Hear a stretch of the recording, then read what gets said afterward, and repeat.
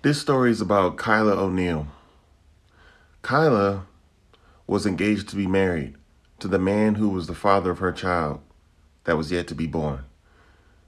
She was 8.5 months pregnant, and she argued with her baby daddy every day. They always argued, and he would always say, "Oh, well, if you leave me, I'll kill you. Oh, if you have another man around my kid, I'll kill you. Kill you." All this tough guy stuff he used to say to her. And she knew he was a convicted felon.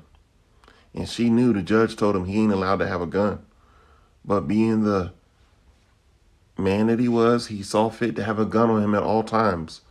So his girl was like, "You know what? I don't appreciate all the threats. I'm going to need you to get up on my house." So he was just like, fine. He left. He went back to live with his mommy as a 32-year-old man.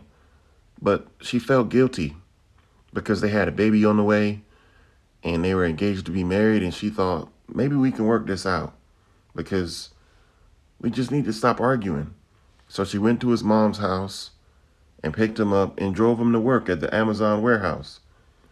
And of course, he had his gun on him, because I guess people need a gun when they go to work at the Amazon warehouse. Didn't make sense to me either. But they're arguing the whole time they're in the car. And she was like, "Get up out of my car, man." So he gets out the car and she tries to speed off before he closes the door and the door hits him. He thinks that she's trying to run him over, so he pulls up a gun and shoots her in the neck. She's 8.5 months pregnant with his son, and he shot her in the neck. She dies on the spot. 911 is called because everything he did was on camera in front of the Amazon warehouse. I guess for some reason he thought Amazon didn't have cameras. Almost $1 trillion corporation without cameras, I guess. But the baby was C-sectioned out and in critical condition, and the baby later died.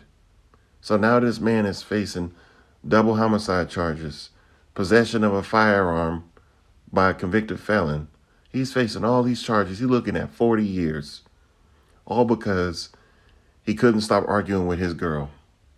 Now, here's my analysis of the situation. If you don't have no money, don't be in a relationship. Don't be in a relationship if you don't have no money.